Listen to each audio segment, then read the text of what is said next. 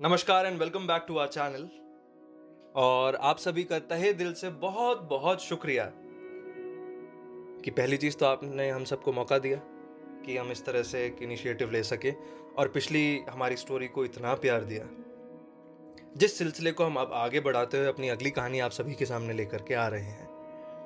ये बड़ी इनोसेंट सी कहानी है और बहुत ही छोटा और बहुत ही सिंपल सा एक मैसेज कन्वे करती है, बहुत अच्छी वैल्यू डिलीवर करती है और पुराने ज़माने की ही है, राजा विक्रमादित्य के समय की। तो आइए मिलकर शुरू करते हैं, खूब आनंद लेते हुए खूब मज़े से इस कहानी को सुनते हैं जिसका नाम है एक स्वामी भक्त बालक। उस समय भारत की राजधानी उज्जैन में थी, दिल्ली में नहीं थी। राजा वीर विक्रमादित्य उस समय भारत सम्राट थे। उनको बालकों से बड़ा प्रेम था। महल के भीतर प्रत्येक कार्य पर बालक ही नियुक्त थे, क्योंकि बालक सीधे, सच्चे, सरल, सुखद, सुभग और सुंदर होते हैं। वे सहसा कोई भी अपराध नहीं करते हैं। रामायण में भी लिखा है, बंदऊ बाल रूप सोई रामू, अर्थात प्रत्येक का बालक, पशु पक्षी का भी, राम का स्वरूप होता है। इसी विचार से भारत सम्राट ने अपने शरीर रक्षक, यानी कि जिसको बोलेंगे कि बॉडीगार्ड, भी बालक ही बनाए थे और महल का सारा प्रबंध बालकों को सौंप दिया था। गर्मी की रात थी। सतखंडे पर, यानी कि जो महल है उसके ऊपर, महाराज सो रहे थे। पलंग के नीचे कालीन पर उनके शरीर रक्षक सो रहे थे। सहसा रोने की आवाज सुनकर महाराज जाग पड़े। उस समय आधी रात बीत चुकी थी। एक स्त्री को रोते हुए सुनकर महाराज ने कहा, वही पहरे पर कौन है? 5 लड़के एक एक घंटे जागकर महाराज का पहरा देते थे। उस समय किशोर नाम का एक क्षत्रिय बालक का पहरा था। वो चुपचाप सामने जा खड़ा हुआ।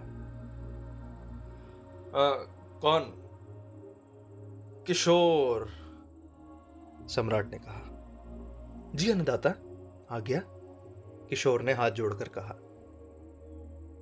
किसी स्त्री के रोने की आवाज सुनते हो किशोर सिंह? राजा बोले। जी सरकार, किशोर ने कहा। जाकर देखो कि भाई इस समय कौन रोता है और क्यों रोता है।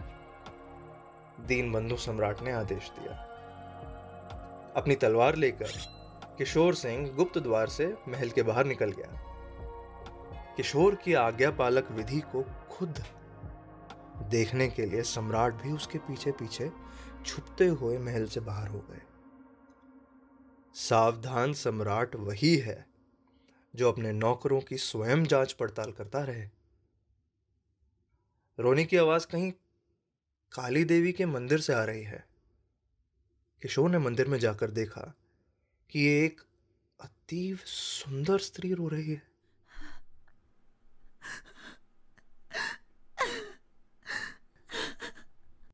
मंदिर के पीछे एक रोशनदान भी था। उसके द्वारा सम्राट विक्रमादित्य भीतर का सारा हाल देख रहे थे। आप कौन हैं देवी? किशोर ने पूछा। मैं राज्य लक्ष्मी हूं, देवी ने कहा। आप आप क्यों रो रही हैं इस समय? किशोर ने पूछा, परेशान हो रहा था। राजा वीर विक्रमादित्य की अकाल मृत्यु आ गई है। ऐसा राजा मुझे फिर कहां मिलेगा? इसी से रोती हूं, देवी ने उत्तर दिया। राजा की मौत कब होगी? किशोर ने पूछा। आज प्रातःकाल ठीक 4 बजे, देवी ने कहा। महाराज के जीवन की रक्षा किस प्रकार हो सकती है? किशोर ने आंखों में आंसू भरकर पूछा। हाँ, हो सकती है, क्योंकि उपाय सब संकटों का होता है, देवी ने अपने आंसू पूछे। बतलाइए बतलाइए, हमारे हृदय सम्राट कैसे बच सकते हैं? किशोर ने जल्दी जल्दी पूछा। अगर कोई कुंवारा व्यक्ति कालीदेव के सामने अपना बलिदान कर दे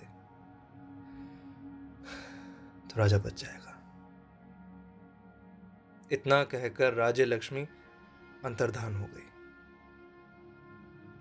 अपने आप को किशोर कहने लगा, कुंवारा व्यक्ति कहां खोजूंगा मैं अब? हाँ, मैं खुद कुंवारा हूं। हाँ, यदि 100 किशोरों के मरने से भी सम्राट की जीवन रक्षा हो सकती है तो भी कोई बात नहीं, मैं अपना बलिदान करूंगा। इतना कहकर किशोर ने तलवार नंगी की और अपना गला काट कर देवी के चरणों में डाल दिया।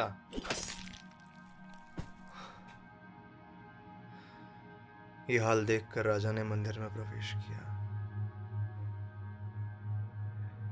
स्वामी भक्त बालक की लाश देखकर महाराज ने उसे उठा लिया। सम्राट ने देवी से प्रार्थना की, या तो इस लड़की को जीवित कीजिए, नहीं तो मैं भी तलवार से अपना गला काटता हूं। मैं तो समझता था कि राजा से कोई हार्दिक और निस्वार्थ प्रेम नहीं करता। किशोर जैसा स्वामी भक्त अब मुझे कहां मिलेगा?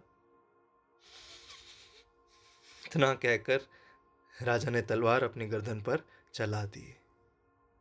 तुरंत काली माई प्रकट हो गई और देवी ने राजा का हाथ पकड़ लिया। क्या बात है राजन, तुमको जीवित रखने के लिए बलिदान लिया गया है, तुम ही नहीं मर सकते? देवी ने तलवार छीन ली। माता, यदि आप मुझ पर प्रसन्न हैं तो इस लड़के को जीवित कीजिए। यह लड़का जीवित ना हुआ तो मैं जीता जीता भी मृतक बना रहूंगा। इसका गम मुझे खाता रहेगा। अच्छा अच्छा अच्छा अच्छा, तुम जाओ, तुम्हारे पीछे तुम्हारा लड़का भी आता है, जाओ। देवी ने मुस्कुराकर कहा। राजा चला गया और अपने पलंग पर जा लेटा। देवी ने लड़के का सिर उसकी धड़ से लगाया और उसे जीवित कर दिया। अपनी तलवार लेकर किशोर भी महल की छत पर जा पहुंचा।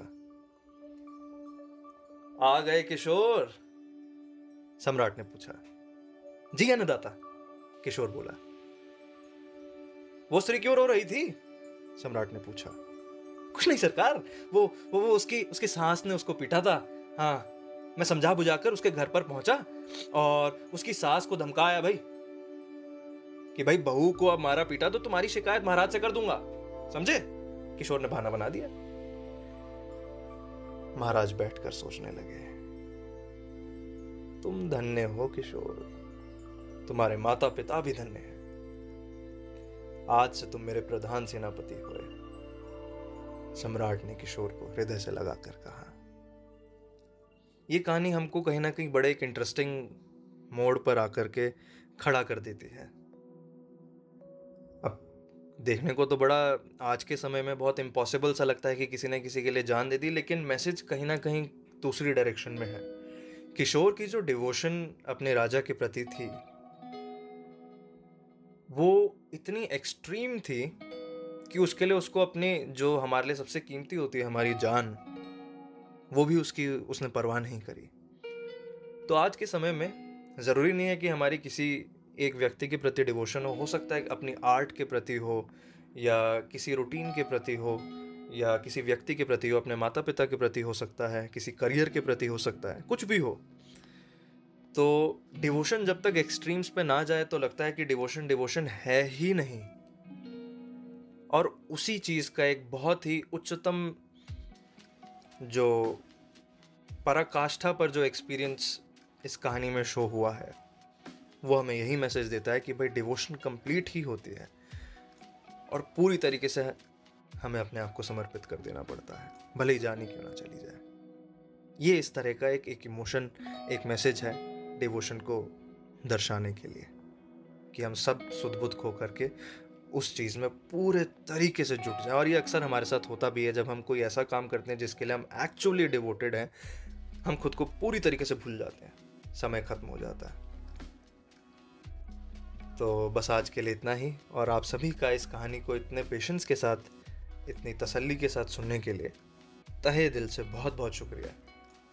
उम्मीद करता हूँ कि आप सब सेफ होंगे, स्वस्थ होंगे और एक बार फिर आत्मबल जुटाते हैं और मन को बलवान बनाते हैं और इस पूरे पैंडेमिक से फाइट करने के लिए एक अपनी स्ट्रेंथ दोबारा से गैदर करते हैं। बहुत बहुत शुक्रिया।